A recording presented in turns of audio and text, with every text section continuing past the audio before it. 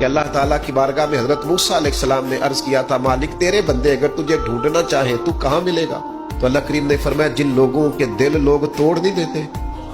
میں ان ٹوٹے دلوں میں ملا کرتا ہوں۔ تیرا آئینہ ہے وہ آئینہ کہ شکستہ ہو تو عزیز تر ہے نگاہ آئینہ ساز میں۔ جب لوگ تانے دیتے ہیں، جب لوگ تکلیف دیتے ہیں، جب آپ بالکل ٹھیک چل رہے ہوتے ہیں، جب آپ محنت کر رہے ہوتے ہیں، جب آپ مخلص ہوتے ہیں، جب آپ جدوجہد کر کر کے تھک جاتے ہیں اور لوگ جب پوری طور پر تانا زنی کر باتیں سننے کو جب ملتی ہیں، میں دیانتداری سے کہتا ہوں جب لوگ پوری طرح دل توڑ دیں پھر کوئی سجدے کا مزہ ہے، پھر کوئی دعا کی لذت ہے،